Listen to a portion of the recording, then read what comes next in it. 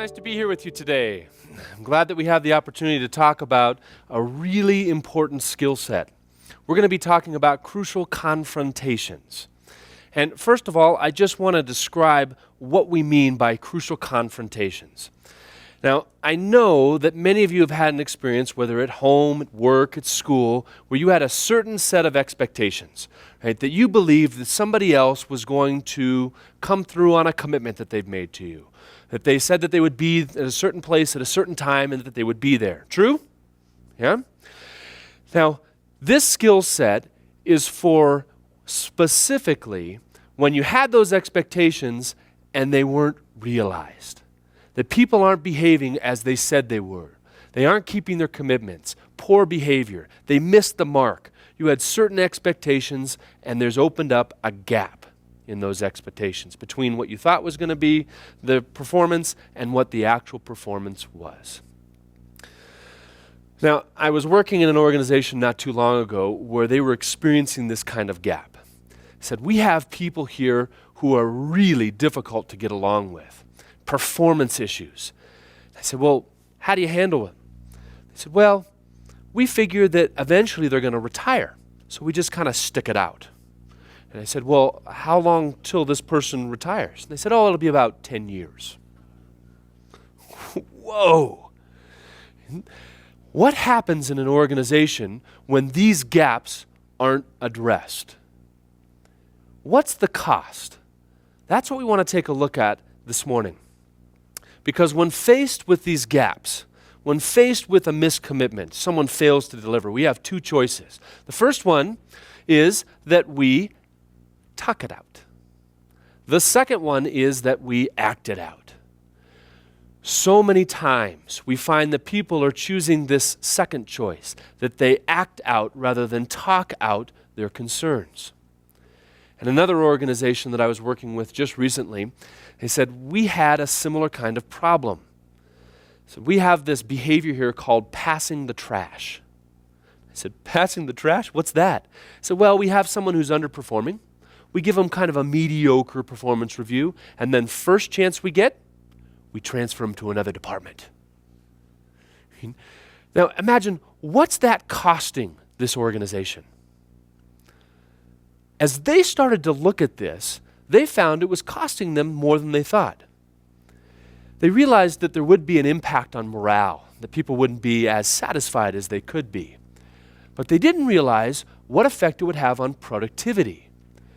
They found that they had a certain number of people who became the go-to people, and they got the majority of the work.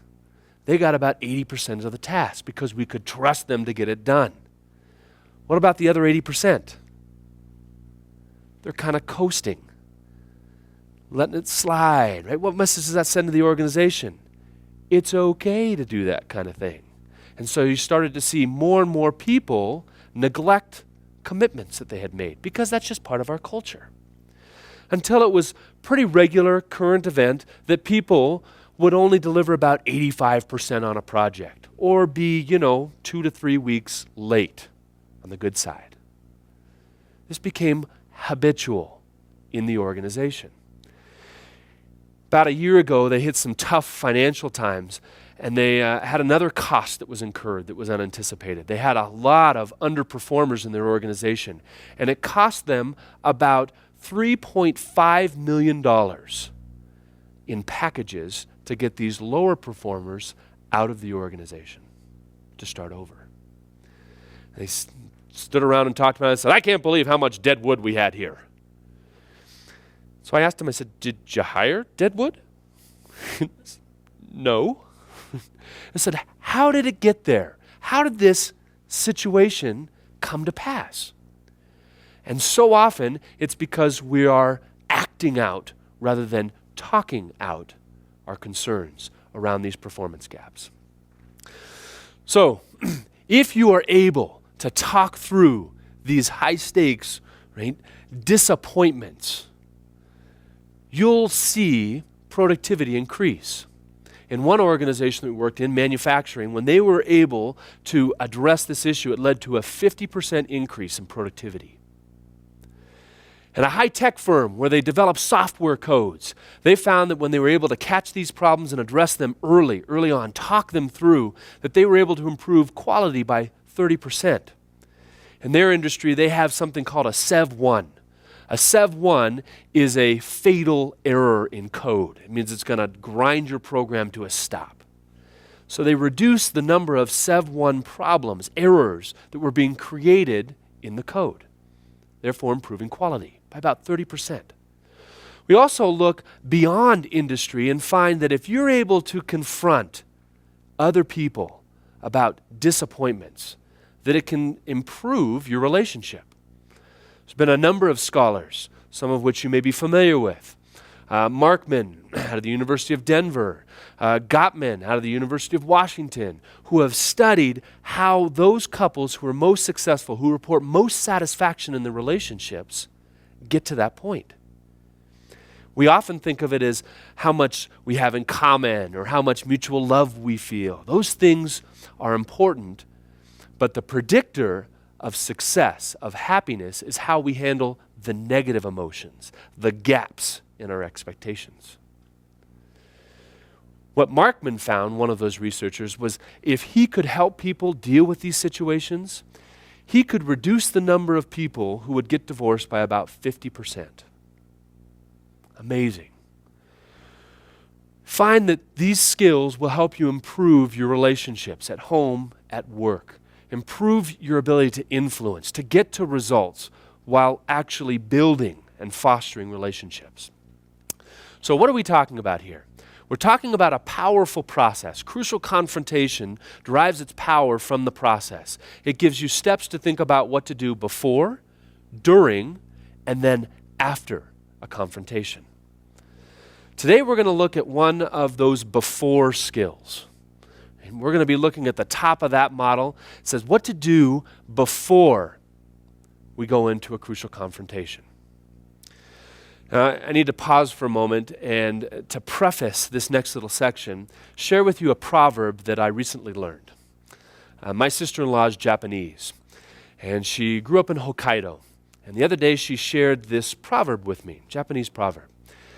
She said they have a saying that goes like this: it's better to have the wrong solution to the right problem than the right solution to the wrong problem. Let me repeat that one more time. It's better to have the wrong solution to the right problem than the right solution to the wrong problem. Crucial confrontations are interesting because they're often complex. And we believe that just because we're talking, we're solving the problem. We want to make sure that, first of all, we're wrestling with the right problem. Make sure we have our arms around the right issue. And sometimes that can be difficult. So I want to teach you two skills here to help you before you get into this confrontation, to get to the right problem. Okay? So here's the first one. It's called CPR. Now, a lot of you are familiar with CPR. Ever heard of CPR before? This is different. Usually you think of this as cardiac pulmonary resuscitation, right? To resuscitate a person. Well, in some ways it's the same. It's how do we resuscitate a relationship that's kind of broken because of patterns of missed commitments. CPR in this context stands for content, pattern, and relationship. Content, pattern, and relationship. Let me describe each one of those for you. Content. Content tend to be issues that we experience the first time. And I've made an agreement with someone and they didn't follow through. I deal with that issue, content. Most of the chronic problems that we experience in organizations are not, I repeat, not content in nature. They're more pattern or relationship in nature. So let me describe that middle one, the pattern conversation to you. I'd given a presentation, and after the presentation, there was a woman who approached me. She was a home health care nurse, worked with a number of others who served people actually here in Salt Lake City. And she was really excited about the content. She said, "This was great, and it would never work with my group. I really loved what you said, but I've tried it. I've held the conversation, and nothing changes." So I asked her to describe a little bit about what she was dealing with. She says, "Well, as home health care nurses, we go out and we make visits to people's homes. And then we come back and we're required by law, within a certain time frame, to fill out a report, condition of the patient, medications administered, and so forth. So I'm in charge of receiving those reports, and I typically get those reports 2 to 3 days later than what's required by law. When I noticed this, I went in to solve the problem. We got into our next team meeting. I sat down. It was my turn to talk. I held up the report and I said, "These reports are really important, and I need you to turn them in on time." Reasonable request, right? And everyone nodded their head and said, "Yes, yes, yes, we know. We'll do it." Well, next week rolls around. What happens? Reports are late again. Next week rolls around. Reports are late again. And so she goes back into the meeting and she has a new strategy now. She sits down and she says, "These reports are really, really, really important." Right? She whips out that triple really. Does it change? No, right? They're all nodding their heads and saying, "Yes, yes, yes, we agree. Yes, we'll do that."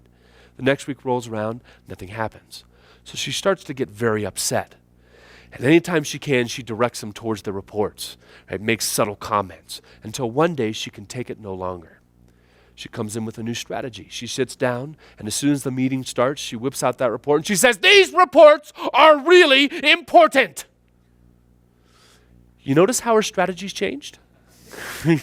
Slower and louder, right? That'll solve the problem, does it?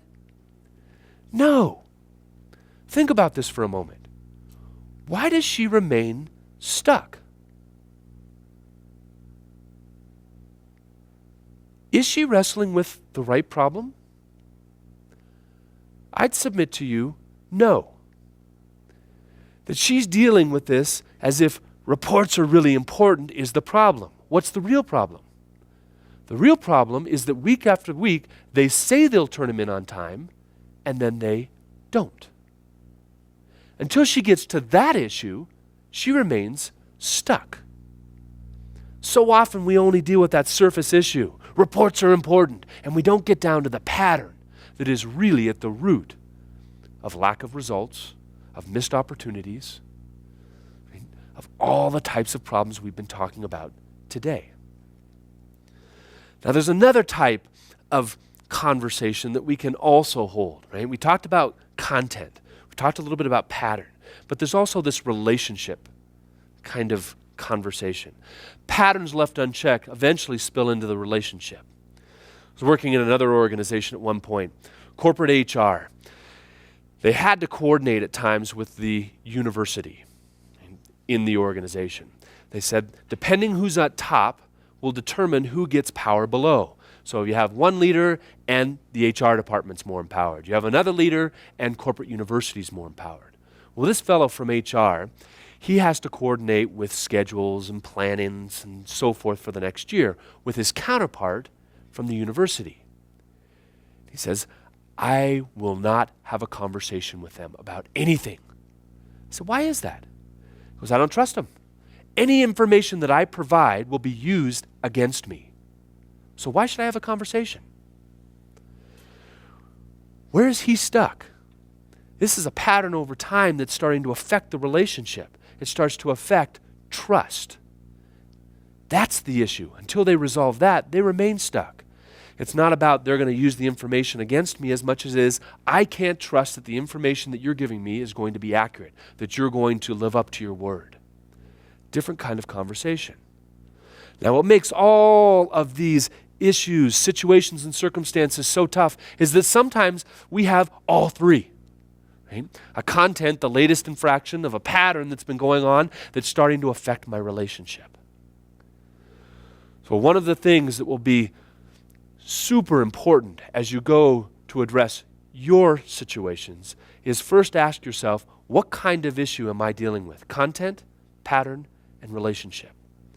And the little trick that's been helpful for me is to be able to distill it down into one sentence so that I know with clarity what the gap is.